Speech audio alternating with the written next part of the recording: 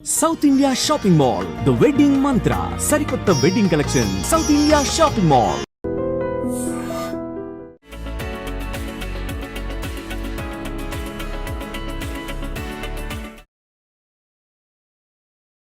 అంగం గట్టిపడడం అనేది మన చేతిలో లేని వ్యవహారం.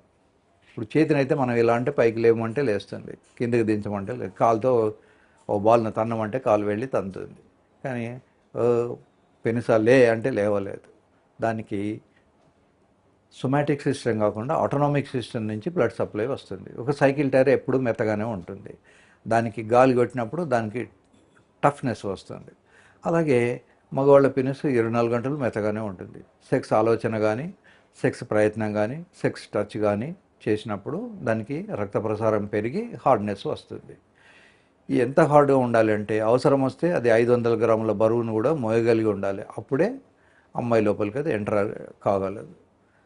ఈ అమ్మాయి జననాంగాల్ని వెజైనల్ ఇంట్రాయిటస్ అంటారు, మగవాళ్ళ జననాంగాల్ని ఇంగ్లీష్లో పెనిస్ అంటాం. ఈ పెనిస్ వెజైనల్ ఇంట్రాయిటస్లోకి ఎంటర్ కావాలంటే స్ట్రాంగ్గా ఉండాలి. ఆ స్ట్రాంగ్గా ఉన్నప్పుడు యూజువల్గా అది బొడ్డు వైపు తిరిగి పైన ఉంటుంది. కింది వైపు తిరిగి ఇంత పొడవు ఉన్నా కూడా అది వెళ్ళే అవకాశం తక్కువ. రెండోది, ఇలా మడత వేసినప్పుడు మడత పడకుండా ఉండాలి. ఒకసారి మడత పడింది అంటే దానికి అంత స్ట్రెంగ్త్ లేదు అని అర్థం. సో ఇది మన ఓన్ టెస్టింగ్. దీనికి తోడు ఇందాక నేను చెప్పినట్టు ఎక్సర్సైజ్ చేయడము, బరువు తగ్గించుకోవడము, ఫిమేల్ టాప్ను రమ్మనడము, ఇవన్నీ కూడా అంగం గట్టిపడడానికి అవకాశాలే. ముఖ్యంగా సెల్ ఫోన్ డిస్ట్రాక్షన్ ఉంటుంది కనుక సెల్ ఫోన్ బెడ్రూమ్లోకి తీసుకువెళ్ళకూడదు.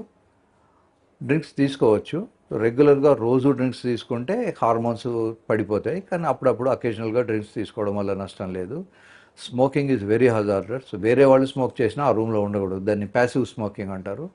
సో స్మోకింగ్ వదులుకోండి, అప్పుడప్పుడు డ్రింక్స్ తీసుకున్నా నష్టమే లేదు. Social drinking is acceptable. తర్వాత అవసరం అనుకుంటే PDE5 ఇన్హిబిటర్స్ అనే 4 రకాల ట్యాబ్లెట్స్ ఇండియాలో అవైలబుల్ ఉన్నాయి.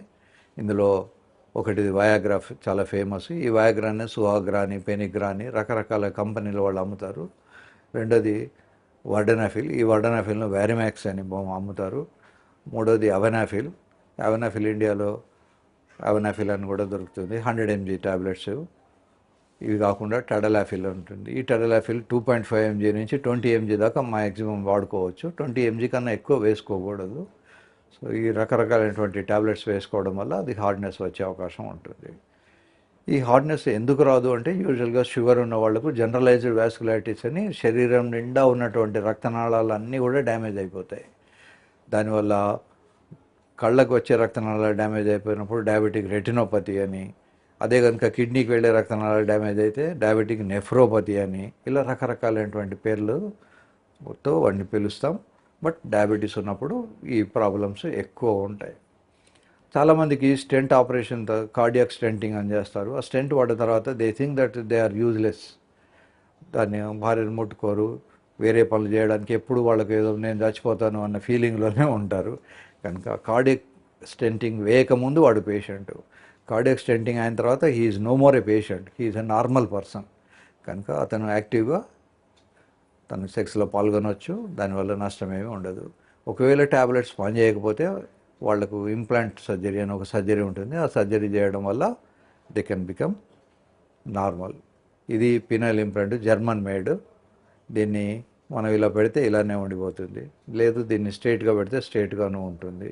500 grams బరువు ఇది ఈజీగా మోయగలదు. తర్వాత మనం సర్జరీ చేయించుకున్నట్టు ఎవరికీ తెలియదు. సర్జరీ తర్వాత పుట్టప్పుడు ఇలా పెట్టుకోవచ్చు, యూరిన్ పాస్ చేయాల్సి వచ్చినప్పుడు ఇలా స్ట్రైట్గా పెట్టుకోవచ్చు, లేదా సంసారం చేయాల్సి వచ్చినప్పుడు స్ట్రైట్గా పెట్టుకోవచ్చు. కనుక ఇది సర్జరీ అయిన తర్వాత కూడా ఎవరికి ఏం తెలియదు. దీని లోపల ఒక సిల్వర్ రాడ్ ఉంటుంది. ఆ సిల్వర్ రాడ్ ఉండడం వల్ల దీనికి స్ట్రెంగ్త్ వస్తూ ఉంటుంది. ఇది made of silicone. It is German implant. So మనిషికి ఇవేవి రానప్పుడు, మందులు పనిచేయనప్పుడు will go for this thing. కొంతమందికి కొన్ని అపోహలు ఉన్నాయి. ఫర్ ఎగ్జాంపుల్, దీంట్లో ఇలా మేల్ ఆర్గన్ ఇందులో పెట్టేసి దీన్ని కొట్టినప్పుడు దీంట్లో నుంచి గాలి బయటికి వస్తూ ఉంటుంది. ఇలా చేయడం వల్ల వ్యాక్యూమ్ పంప్ అంటారు దీన్ని.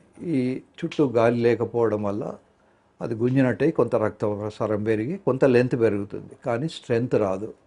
తర్వాత వచ్చిన రక్తం వెళ్ళిపోకుండా ఉండాలని లోపల వైపు ఒక రబ్బర్ బ్యాండ్ వేయాలి. ఈ రబ్బర్ బ్యాండ్ వేయడం వల్ల నొప్పి వస్తూ ఉంటుంది. ఒకటేమో పెయిన్ ఉండడం వల్ల కూడా వాళ్ళు సక్సెస్ఫుల్గా శృంగారంలో పాల్గొనలేరు. రెండో ప్రాబ్లం ఏమిటంటే లెంత్ పెరుగుతుంది కానీ స్ట్రెంగ్త్ పెరగదు. సో జనాల్ని దీనివల్ల పెద్దగా ఉపయోగకరమైనది ఏమీ లేదు. చాలామంది ఇదివరకు ఈ సర్జరీస్ కానీ వయాగ్రా లాంటి ట్యాబ్లెట్స్ కానీ రానప్పుడు దీన్ని వాడుకునేవాళ్ళు. ఈ వ్యాక్యూమ్ పంప్ మెకానిజం, ఈ వ్యాక్యూమ్ పంప్ పెద్ద ఉపయోగం ఏమీ లేదు. ఈ వ్యాక్యూమ్ పంపులు పనిచేయనప్పుడు కానీ షాక్ వేవ్స్ పనిచేయనప్పుడు కానీ చాలామందికి ట్యాబ్లెట్స్ పనిచేయకపోతే షాక్ వేవ్ అనుకుంటారు. ఈవెన్ విటమిన్ డి ఇచ్చినప్పుడు కూడా ఒక్కొక్కసారి ఈ మనం తీసుకునే ట్యాబ్లెట్ పవర్ పెరుగుతుంది. లేదా ఎరిథ్రోమైసిన్ అనే ఒక యాంటీబయాటిక్ వాడినప్పుడు కూడా దీనికి అప్పుడు యాంటీబయాటిక్ క్రిములను చంపేందుకోసం కాదు, మనం తీసుకున్నటువంటి PDE5 ఇన్హిబిటర్ను ఎన్హాన్స్ చేస్తుంది, దాని యాక్టివిటీని కొన్ని వందల రెట్లు పెంచుతుంది. దానికోసమని కూడా అట్లా వాడతాం. సో ముందు మెడికల్ మేనేజ్మెంట్ కన్నా ముందు ఎక్సర్సైజెస్తో కానప్పుడు మెడికల్ మేనేజ్మెంట్తో అనుకున్న రిజల్ట్స్ రానప్పుడు షాక్ వేవ్ ఇవ్వడం, షాట్ ఇవ్వడం, ఇవేవి పని చేయకపోతే last resort penal implant surgery చేసుకొని సంసారం చేయడం.